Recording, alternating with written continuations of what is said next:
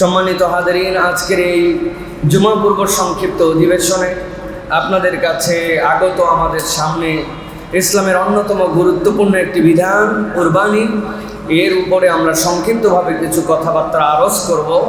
আল্লাহ রাব্বুল আলামিন এই যে আমাদের জন্য নিয়ামতটুকু দান করেছেন, ইবাদতটুকু আল্লাহ রাব্বুল আলামিন আমাদের জন্য সিলেক্ট করেছেন, এর অন্তর্নিহিত মূল্যায়ন কি এবং এটা আমাদের জন্য কেমন তাৎপর্যপূর্ণ ইবাদত, এই বিষয়গুলো আমাদের হৃদয়ের মধ্যে ধারণ করা উচিত। কুরবানি বছরকে বছর দিয়ে যাচ্ছি, অথবা কারো উপর ফরজ হওয়ার পরেও তিনি না বুঝে দিচ্ছেন না। এই বিষয়গুলি যে কত সাংঘাতিক, অথবা আমরা যারা দিচ্ছি তারা কোন ধারণা থেকে দিব, এই বিষয়গুলো হৃদয় থেকে আমাদের ধারণ করা এবং বোঝা ইমানদার মাত্র আমাদের জন্য দায়িত্ব। প্রিয় ভাইয়েরা, হাল আমলে আপনারা দেখতে পাচ্ছেন বাংলাদেশে বিভিন্ন ধরনের ষড়যন্ত্র চলছে। এর মধ্যে একসময় যেটা সাহসও করতো না কেউ, এখন তারা সাহস দেখায় আমাদের কুরবানিকে পশু নিধন বলে, আমাদের কুরবানিকে মানবতার বিরুদ্ধে বলে, আমাদের কুরবানিকে ক্রুয়েলিটি বলে। তারা হাতে করে তলোয়ার নিয়ে, তারা হাতে করে বিভিন্ন ধরনের অস্ত্র নিয়ে তারা যখন শোভাযাত্রা করে সেটা হয় ধর্মীয় অনুষঙ্গ।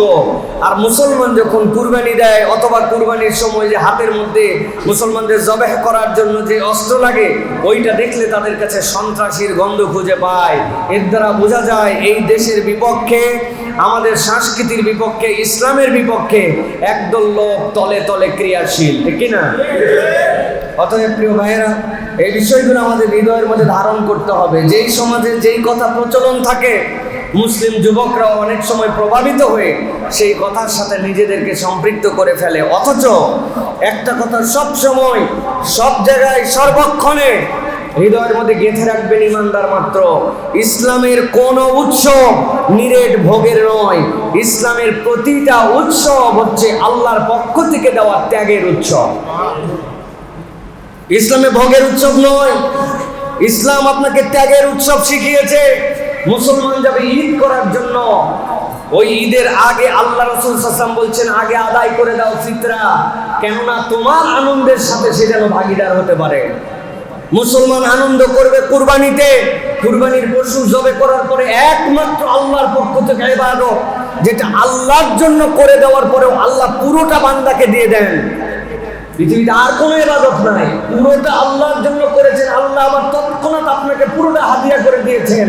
আল্লাহর জন্য পশু কুরবানি করেছেন, পশু আপনার, কিন্তু নিরেট আপনার কেবল খাওয়ার নয়, এটা তারা সমাজের সকল স্তরের মধ্যে ভালোবাসা ছড়াই দেওয়ার জন্য এই বিধান। অতএব ইসলামের কোনো বিধান কেবলমাত্র ভোগের নয়, ইসলামের বিধান হচ্ছে ত্যাগের বিধান, ঠিক কিনা? এই জন্য আল্লাহ রাব্বুল আলামিন কুরবানির বিধিবিধান আমাদেরকে জানিয়েছেন। কুরবানি কিভাবে আসলো? সূরা সাফফাত, সংক্ষিপ্ত কথা, দীর্ঘ আলোচনা আজকে। সূরা সাফফাতের মধ্যে আল্লাহ রাব্বুল আলামিনের একটা বর্ণনা দিয়েছেন। আল্লাহ রাব্বুল আলামিন কোরআনুল কারীমের মধ্যে বলছেন তার একজন পয়গম্বর ছিলেন, যে ইতিহাস সকলেই জানি আমরা, ইব্রাহিম আলাইহিস সালাম। সেই ইব্রাহিম আলাইহিস সালামকে আল্লাহ একটা সন্তান দিলেন। এই সন্তান দেওয়ার পরে আল্লাহ রাব্বুল আলামিন তার উপরে কঠিন কঠিন পরীক্ষা নিলেন।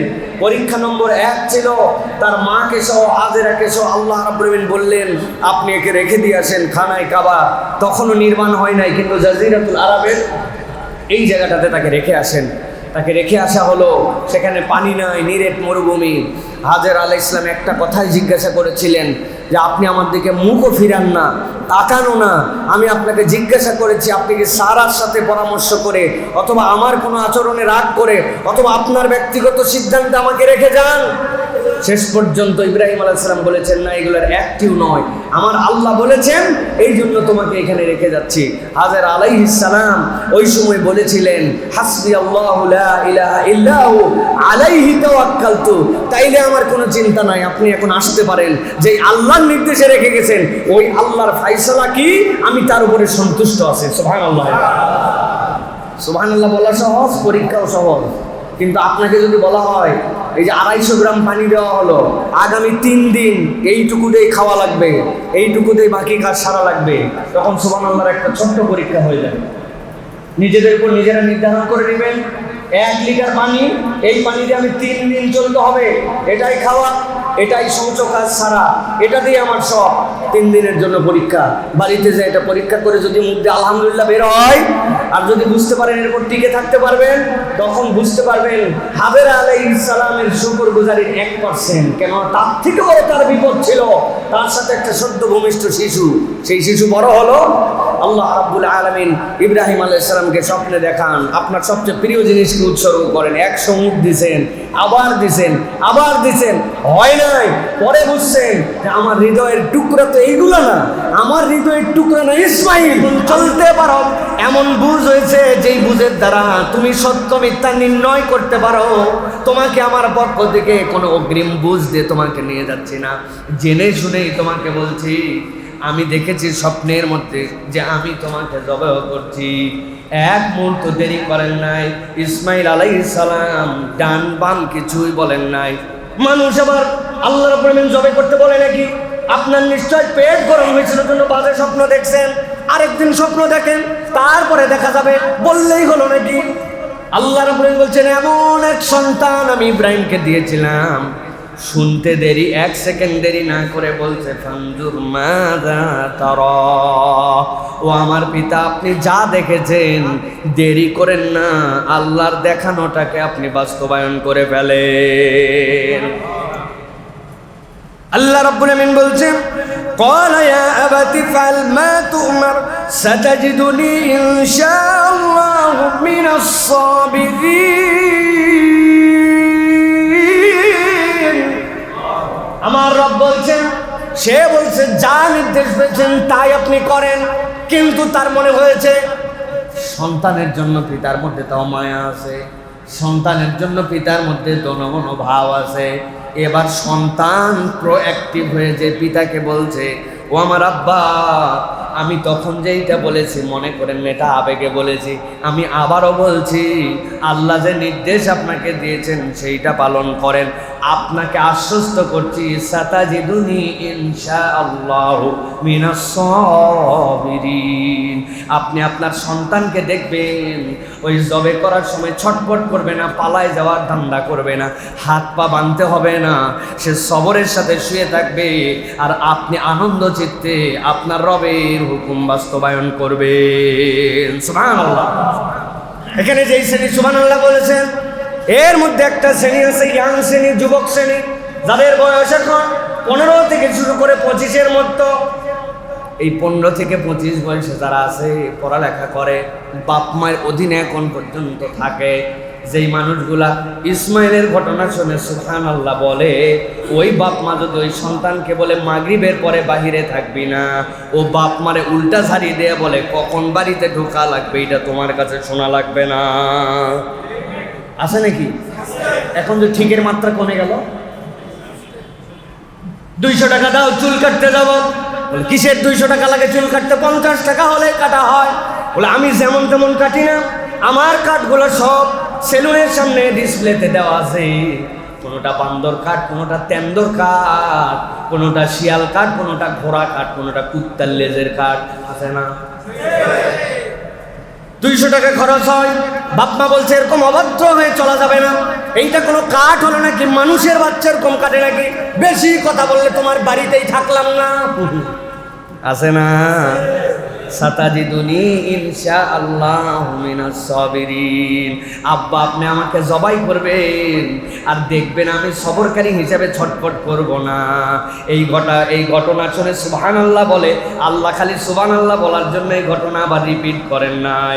আপনার পিতা যদি আপনাকে কোনো ইসলামী শরীয়তের ভিতরে বৈধ নির্দেশ করে, ওই নির্দেশ মানা আপনার জন্য ফরজ। আল্লাহ তার সর্বোচ্চ সন্তান হিসাবে ইসমাইলকে দিয়ে দুনিয়ার মানুষের কাছে সাক্ষ্য দেওয়াইছে।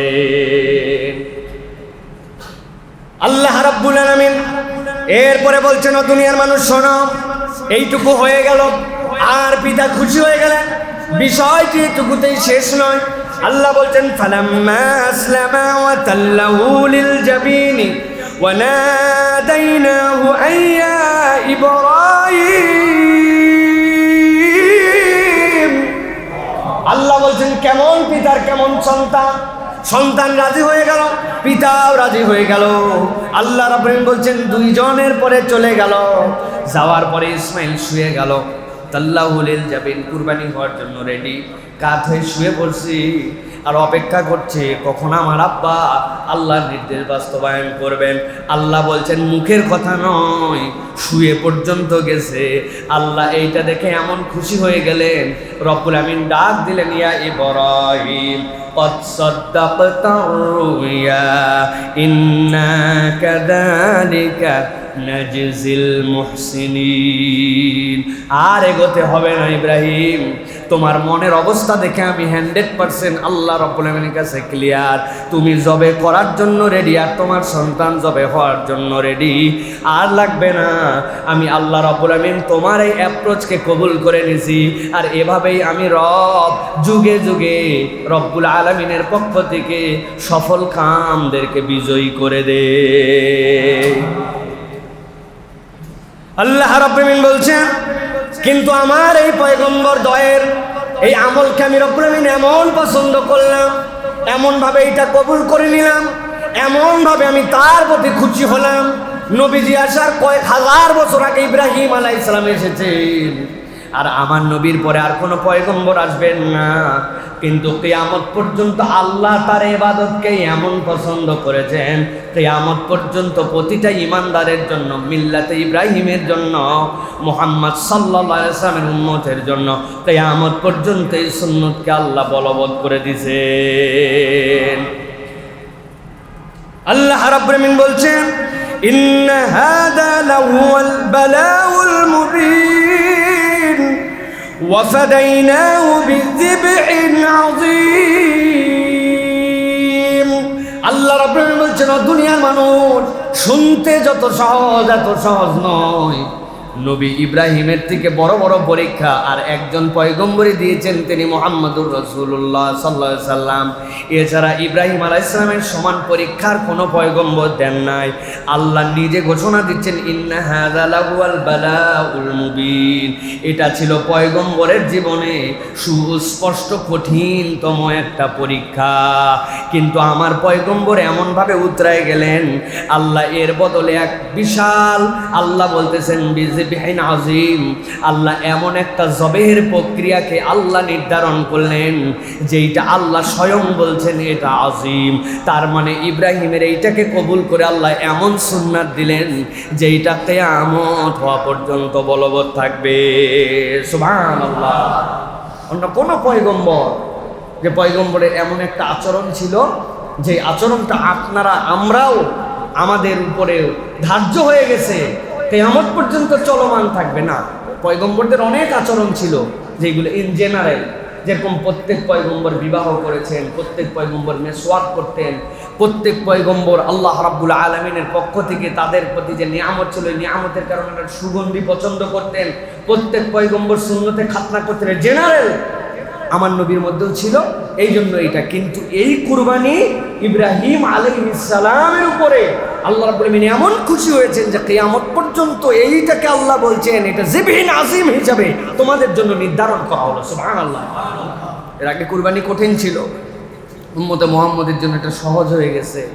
ইব্রাহিম আলাইহিস সালাম থেকে এটা আমাদের জন্য সহজ হয়েছে, কেননা আল্লাহ রাব্বুল আলামিন ইব্রাহিম আলাইহিস সালামের মনের প্রস্তুতিকেই কবুল করে নিছেন। এর আগ পর্যন্ত কি লাগতো? কুরবানি করার পরে মাঠের মধ্যে যে দিয়ে আসতে হতো, এটা রাত্রেবেলা আসমান থেকে আসমান থেকে অগ্নি বিদ্যুৎ আসতো, ওইটা আসার পরে যাদেরগুলা ভস্মীভূত হয়ে যেত, জ্বলে যেত, পরের দিন যাওয়ার পরে বোঝা যেত এই মানুষের কুরবানি কবুল হয়েছে। আর যেইগুলা মাছি লেগে যেত, গন্ধ হয়ে যেত মাঠে, ওইগুলা দেখে মানুষ বুঝে ফেলতো এটা কার কুরবানি, তারটা কবুল হয় নাই। আল্লাহ রাব্বুল আমিন এই বিধান রাখলে বাংলাদেশ দুর্গন্ধে শেষ হয়ে যেত, কারণ আমাদের কারোটাই কবুল হতো না। ঠিক না ভাই? উপরে উপরে বিরাট হাজি সাহেব পাজি সাহেব ভাব নিয়ে আছে, কিন্তু উনার মাল যে হারাম সাহেব এটা তো আমি জানি না, কিন্তু উনার কামাই হারাম, চলা হারাম, পোশাক হারাম, এরকম লোক আছে না ভাই আমাদের? মসজিদে আবার দান করে, মোটামুটি অঙ্ক দান করে, কিন্তু বান্দার হকের সাথে কোনো সংশ্লিষ্ট নাই। টাউটামি, ভাট্টামি, 2 নম্বরই, এইগুলো আমাদের সমাজে এখন, এটা হচ্ছে আমাদের সমাজের একটা এটিকেট কালচার, একটা উন্নত একটা কালচার। তো আমাদের ওই সিস্টেমের কুরবানি থাকলে পুরা ময়দান অন্ধকার হয়ে যেত। ঠিক না ভাই? আল্লাহ রাব্বুল আমিন দয়া আমাদের প্রতি করলেন। অতএব প্রিয় ভাইরা, এই যে কুরবানি, এই যে কুরবানির বিধান, এটা আল্লাহ রাব্বুল আলামিনের দেওয়া আমাদের জন্য অত্যন্ত গুরুত্বপূর্ণ একটা ইবাদত। এটাকে ছোট মনে করবেন না। আল্লাহ জিবহিন আজিম হিসাবে উল্লেখ করেছেন। পয়গম্বর তার সবচেয়ে কলিজার টুকরাকে কুরবানি দিতে যে আল্লাহ যেটা দিয়েছেন, আপনি আমি আমার সাধ্যের মধ্যে এই পশু দিয়ে আল্লাহর কাছ থেকে ওই রিওয়ার্ড অর্জন করতে পারি। এই জন্য আল্লাহ রাব্বুল আলামিন বলছেন, লা ইয়ানালাল্লাহু লুহুমুহা ওয়ালা দিমাউহা ওয়ালাকিন ইয়ানালুহু তাকওয়া মিনকুম। আরে বান্দা, বোকার বোকা, আল্লাহ কি তোমার পশু দেখে? আল্লাহ কি তোমার রক্ত দেখে? আল্লাহ কি তোমার গোশত নেয় না তো। রব্বুল আমিন কিছুই দেখেন না, আর তুমি মনে করতেছো যে তুমি এইটা দেখাই আল্লাহকে কবুল করাবে। না, আল্লাহ তোমার অন্তর দেখবেন। আপনি কেনার সময় আপনার অন্তরের হালত কি ছিল, আল্লাহ বলছেন ওই সময় তো তোমার কুরবানি কবুল হয়ে যাবে। আমি হাজারবার আপনাদের কাছে বলেছি, হজে চলে যাই আমি বছরকে বছর, এই জন্য গাবতলির হাট, এই হাটগুলোতে বড় বড় গরু উঠে, এগুলো আমার দেখার তৌফিক হয় না। লাস্ট বহু বছর এইগুলো আমি দেখতে পারি না, কিন্তু ফেসবুকে খবর আসছে গাবতলির হাটে একটা গরু উঠছে, গরুর দাম 20 লাখ। এটা তো কেনার সামর্থ্য আমার নাই, কিন্তু অন্তত দেখার সামর্থ্য তো আছে। এই জায়গাতে যাইতে তো 10 টাকা লাগে। চিন্তা করলাম দেশে থাকলে এটা দেখতাম। পরে শুনে 18 লক্ষ টাকা দিয়ে বিক্রি হয়, 50,000 টাকা দিয়ে একটা ট্রাক ভাড়া করে গুলশানে নিয়ে গেছে। আমি মাঝে মাঝে বলি, ওই দিনই একটা লোক গাবতলির হাটে আসছে, কোমরে গামছা বান্ধা, ভ্যান চালক, 1 বছর আগে নিয়ত করছে যে আমি একটা কুরবানি দিব। সারা বছর জড়ো করে 10,500 টাকা 10,000 টাকা ম্যানেজ করছে। যাইয়ে যখন বিকালে গেছে হাটে, যাইয়ে দেখে ছাগল 10,000 টাকায় হয়, কিন্তু এটাকে ছাগল বলে না, এটাকে মরা ছাগল বলে।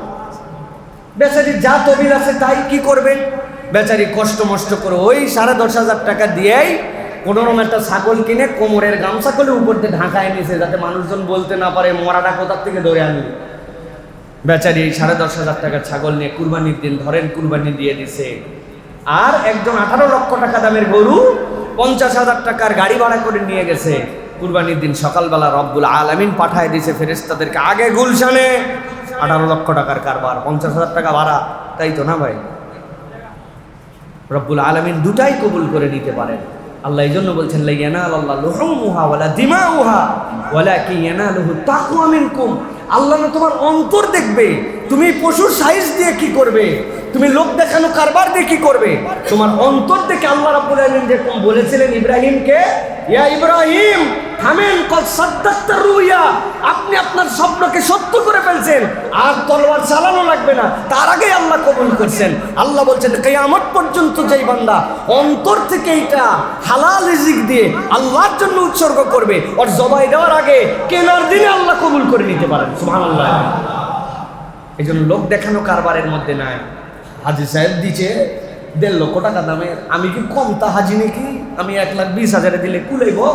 2 লাখ কিনা ভালো, দরকার পড়লে ঋণ করে কিন, সুদে ঋণ করে কুরবানি দেয় দেখানোর জন্য। আছে না ভাই? ঢাকায় বাসায় কি জন্য বললাম, আমগো মহল্লা তো কুটি মহল্লা না, এই জায়গাগুলো চলে, আমরা জানি। আল্লাহ রাব্বুল আমিন আমাদেরকে বোঝার তৌফিক দান করেন। প্রিয় ভাইয়েরা, কুরবানি আমাদের জন্য অন্যতম শ্রেষ্ঠ একটি ইবাদত। এখন জিজ্ঞাসা হচ্ছে, কুরবানি কাদের উপর ফরজ হবে? কি পরিমাণ সম্পদ থাকলে আমাদের জন্য কুরবানি ফরজ? ভালো করে ক্লিয়ার কনসেপ্ট করেন।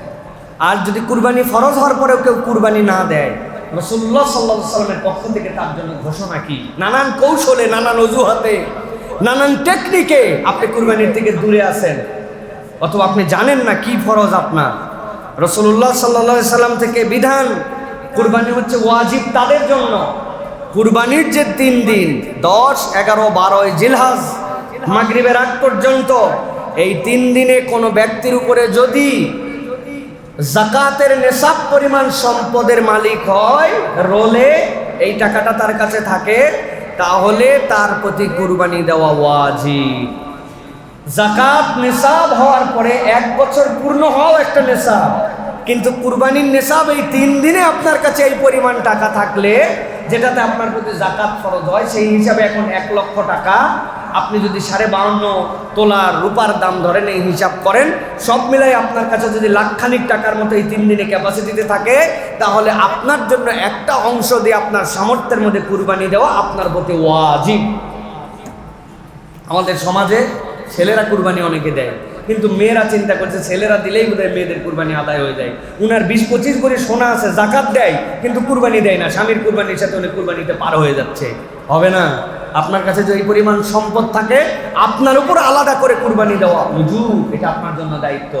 কারো প্রতি ওয়াজিব হলো, কিন্তু কোনো কৌশলে কোনো কারণে সে বিভিন্ন কজ দেখায়, বললো না ভাই আমার দ্বারা সম্ভব না, আমি দিলাম না। নবী করিম সাল্লাল্লাহু আলাইহি সাল্লাম বলছেন, মান ওয়াজাদা সাআতান লিআন ইউযহিয়া ফালাম ইউযহি ফালা ইয়াহদার মুসাল্লানা।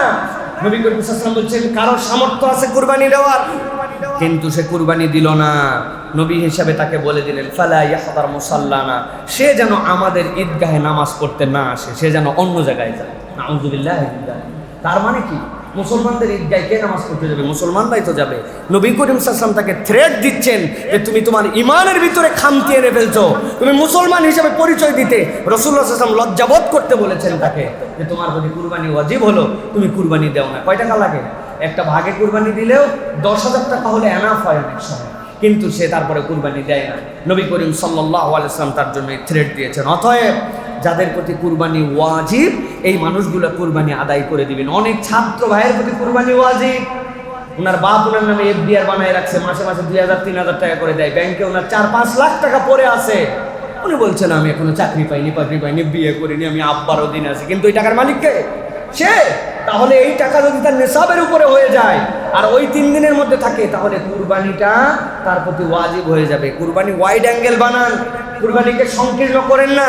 আমরা একটা শ্রেণী কুরবানি দাতা আর একটা শ্রেণী কুরবানির খাতা হয়ে গেছি আমরা, এটা ভালো নয়। কুরবানি দেওয়া এটা আল্লাহ রাব্বুল আলামিনের পক্ষ থেকে একটা অসাধারণ ইবাদত।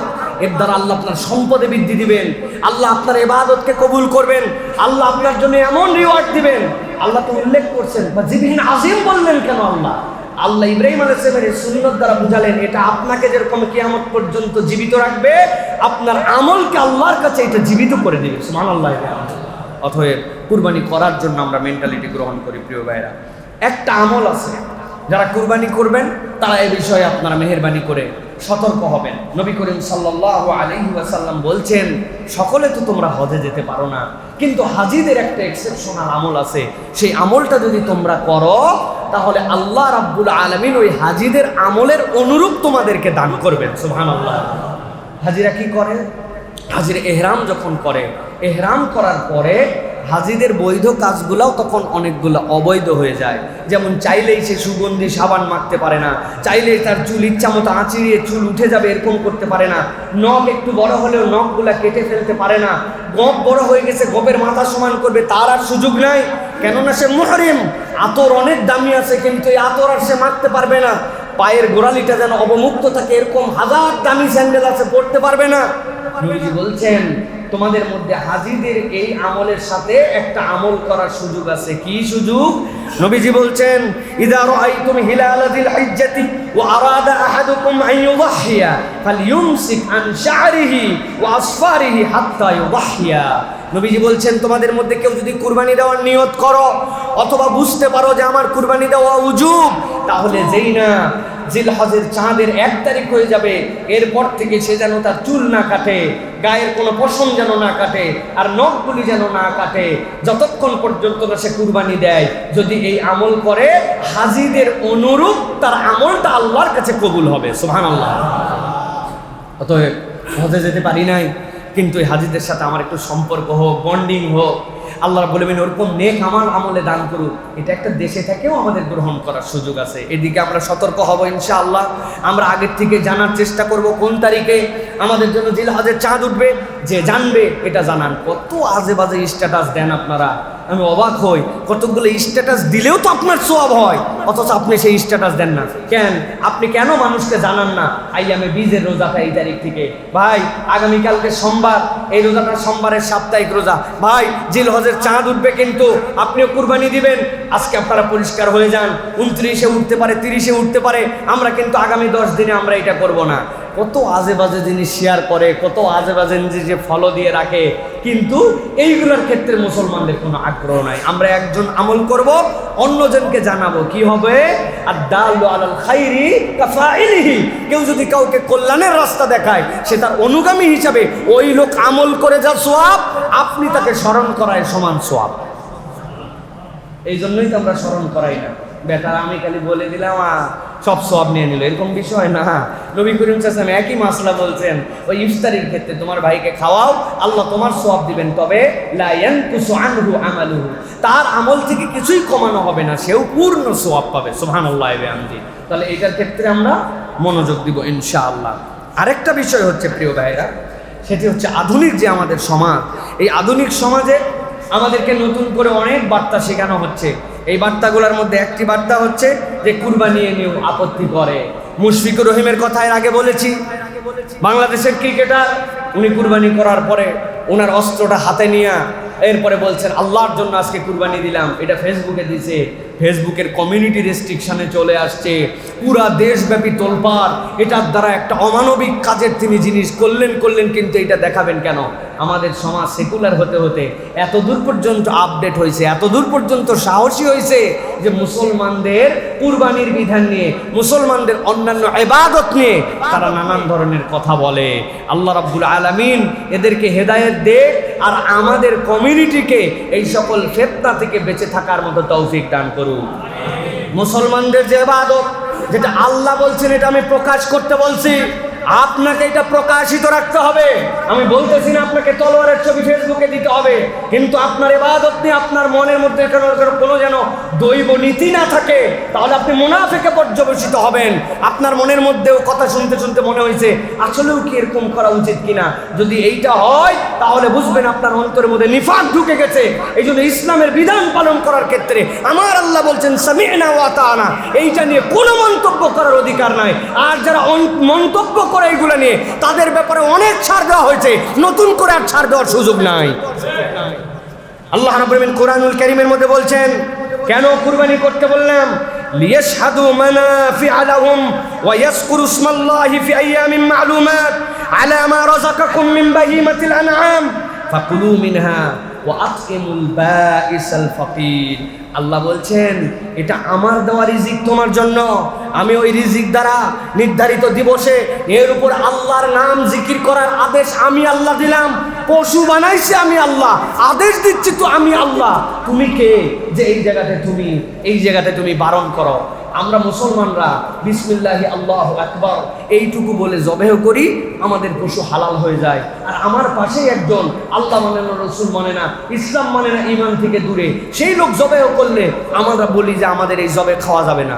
কখনো ভেবে দেখছেন কারণ কি ভাই? কোন একটা অমুসলিম যদি বিসমিল্লাহি আল্লাহু আকবার বলে জবাই করে, সে অমুসলিম কিন্তু বলছে বিসমিল্লাহি আল্লাহু আকবার, সেও জবাই করলো, যা যা তরিকা আছে।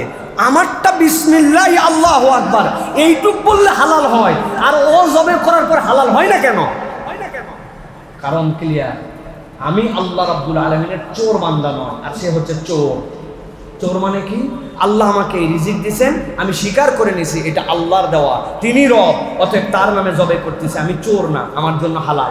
আর সে আল্লাহর দেওয়া রিজিক স্বীকার করে না রব্বুল আলামিনকে, সুতরাং মালিকের পশু সে অন্যায়ভাবে জবাই করতেছে, এই জন্য সে চোর, তারটা আমার জবাই গ্রহণও করা যাবে না, আল্লাহর কাছে কবুল হবে না। সিম্পলি এইটুকু পার্থক্য কেবল। আল্লাহু আকবার, আমার রব বড়, তিনি আমাকে দিছেন। এখন এই মাসালাতে ঘুরায়া ফিরায়া আপনাকে যারা বুঝ দিচ্ছে কুরবানির পশু এত পরিমাণ প্রাণীকে হত্যা করে ফেলা হচ্ছে, বেকুবের দল জানে না যে রব্বুল আলামিন এর দ্বারা সার্কেল অফ দ্য ওয়ার্ল্ডকে ঠিক রেখেছেন। কুত্তা তো কেউ জবাই করে না আমাদের দেশে, তাতে তো প্রত্যেক জায়গায় কুত্তাতে গিজ করে ফেলার কথা, কারণ ওর তো 5-6টা করে বাচ্চা হয়, কিন্তু কুত্তার বাচ্চা কোথায়? আর প্রত্যেক দিন কয়েক কোটি কয়েক লক্ষ ছাগল খেয়ে ফেলে বাংলাদেশে। কোনোদিন তো কোনো বিয়ের অনুষ্ঠানে আকাল পড়লো না যে ছাগল পাইলাম না জন্য আমাদের বিয়ে আটকে আছে। বুঝেন না এগুলা? এটা আল্লাহ রাব্বুল আলামিনের দেওয়া নিয়ামত। এই জন্য প্রিয় ভাইরা, সুতরাং এই যে বিশ্বের বড় একটা বাজার, বিশ্বের চামড়ার বাজার, বিশ্বের মানুষের জন্য যে দারিদ্র বিমোচন মানুষজন পশুপালন করে, এগুলো সবগুলা কুরবানির সার্কেলের সাথে জড়িত। যত বেশি কুরবানি হবে তত বেশি দরিদ্র বিমোচন হবে, তত বেশি মানুষ বেনিফিটেড হবে। এটা রব্বুল আলামিন কর্তৃক নির্ধারিত। ওই বেকিবুর দল সুন্দর করে অনেক কিছুই বলে কিন্তু বুঝে না। ডক্টর মোহাম্মদ শহীদুল্লাহ ইন্ডিয়ায় গেছেন, ওনার অনেক ভাষাতাত্ত্বিক ছাত্র ছিল। এক ছাত্র ওনার পায়ে এসে প্রণাম করছে, ওঠার পরে চোখ দিয়ে পানি পরে বলে, ডক্টর মোহাম্মদ শহীদুল্লাহ, আপনি বিরাট বড় জ্ঞানী মানুষ, আপনার প্রতি আমার শ্রদ্ধার কোনো শেষ নাই, আপনি পণ্ডিত, কিন্তু শুধু একটাই কষ্ট, পায়ের মধ্যে যে জুতা পরে আছেন, এই পায়ের মধ্যে উনাকে বলছে আপনার প্রতি শুধুমাত্র এইটুকু আমার দুঃখ যে আপনারা এই যে গরুর দুধ খান, এটাকে কষ্ট দেন, এই গরুকে আপনারা জবেও করেন, এই ধরনের কষ্ট দেন, এইটা না করলেই কত বেশি আমি তৃপ্তি পেতাম পণ্ডিত মশাই। ডক্টর মোহাম্মদ শহীদুল্লাহ তাকে তখন উত্তর দিয়েছিলেন, তার জীবনীর মধ্যে আছে যে বাবা, আমরা তো তাও সম্মান করে মুখ দিয়ে খাই, আমরা তো সম্মান করে তাও মুখ দিয়ে তার গোশত আহার করি, কিন্তু তুমি যে মহব্বত করো, তুমি তো তার চামড়া দিয়ে জুতা বানায় তুমি পায়ে পরে ঘুরে বেড়াও, তো তোমার পায়ে জুতার থেকে তো মর্যাদার দিকে আমরা উপরে রাখছি। অতএব আগে আকল খাটাও, নিজের বিবেক খাটাও। রব্বুল আলামিন যেটা আপনার জন্য দিয়েছেন, এটা রব্বুল আলামিনের পক্ষ থেকে নিয়ামত। আগে মানুষ এত প্রমাণ দিতে পারতো না, এখন না পুরা দুনিয়া প্রমাণিত হয়ে গেছে। যারা জীব হত্যা মহাপাপ বলে, ব্যাকটেরিয়া, আপনি বলতেছেন সকালবেলা আমি রুটি খাই, কি দিয়ে খাই? ভেজিটেবল দিয়ে খাই। আপনার রুটি ফোলে কেমনে? আপনার ওর মধ্যে জীবাশ্মকে আপনি ধ্বংস না করলে, আপনার ওর মধ্যে রুটি ফোলানোর ব্যাকটেরিয়া না ঢুকলে আপনার তো রুটিই ফুলবে না। তাহলে আপনি ওখানে না দেখেও হত্যা করছেন। আগে মানুষকে বুঝ দেওয়া কঠিন ছিল। যত মডার্ন আসতেছে, আধুনিক হচ্ছে, ইসলামের বিধিবিধান তত মানুষের কাছে পরিষ্কার হচ্ছে, ঠিক কিনা? বেটা, তুমি প্রতি পদে পদে এগুলো ধ্বংস করো, তুমি জানোই না। সুন্দর করে কেক বানায় খায়, কেকের ডো ফোলে কেমনে? কেমনে এটা ফোলে? এটা কি দিয়ে আপনি ফুলান? আপনি কেমনে এই জায়গায় কত কোটি কোটি প্রাণ এই জায়গায় আপনি ধ্বংস করে দেন, আপনি জানেনই না। তা আপনি কেমনে বলতেছেন যে জীব হত্যা মহাপাপ? এটা ধান্দাবাদ। যেগুলো জীব হত্যা মহাপাপ বলেছে, এরা এত বড় নরাধম যে এরা বলে যে গরু ছাগল মারা যায় নাই, কিন্তু এরা মুসলমানদেরকে কচু কাটা করে হত্যা করেছে, মুসলমানকে এরা জীবের মধ্যেও ধরে না। অতএব তোমাদের ধান্দামো আর ভণ্ডামো এগুলো আমাদের কাছে পরিষ্কার হয়ে গেছে, ঠিক কিনা? প্রিয় ভাইরা, আল্লাহ রাব্বুল আলামিন এই জন্য বলছেন, ওয়ালিকুল্লি উম্মাতিন জাআলনা মানসাকা লিয়াশকুরু ইসমাল্লাহি আলা মা রাযাকাকুম মিন বাহিমাতিল আনাম। তোমাদেরকে যে বাহিমাতুল আনাম দিলাম, প্রত্যেক কওমের জন্য আল্লাহ রাব্বুল আলামিন তাদের যে জবেহের স্থান, তাদের যে উৎসর্গের জায়গা আল্লাহ জানায় রাখছিলেন প্রত্যেক উম্মতের। উম্মতে মুহাম্মাদি, তোমাদের জন্য আনন্দের দিবস হচ্ছে এইটা। আল্লাহ বলছেন কেবল তুমিই খাবে না, ওয়াতিমুল বাইসাল ফাকির। আল্লাহ বলছেন দুস্থ ফকির তাদের জন্য তোমার খাওয়ার অ্যারেঞ্জের মধ্যে করে দেওয়া হয়েছে। সুবহানাল্লাহ। 2 কেজি গরুর গোস্ত 1800 টাকা 1500 টাকা দিয়া একটা গরিব মানুষের কেনা করা কঠিন, কিন্তু ওই মানুষটাকে আপনি 1-2 কেজি গোশত দিয়া কুরবানির দিনে তার আহারের মধ্যে ঢুকাইছেন। ওই ব্যক্তি জানে যে কুরবানিটা তার জন্য কত জরুরি। আল্লাহ রাব্বুল আলামিন এই নিয়ামতটা ইমানদারদের মধ্যে দান করেছেন। অতএব কুরবানির পক্ষে ক্যাম্পেইন করবেন, কুরবানির পক্ষে কথা বলবেন। যার মধ্যে সামর্থ্য একটু কম তাকে বুদ্ধিমত্তা দিয়া তাকেও কুরবানিতে শরীক করবেন। আমরা কুরবানি দাতা যত বেশি হব, সুবিধা বঞ্চিত মানুষ তত বেশি এখান থেকে সুবিধা পাবে, ঠিক কিনা? আল্লাহ আমাদেরকে বোঝার তৌফিক দান করেন। প্রিয় ভাইয়েরা।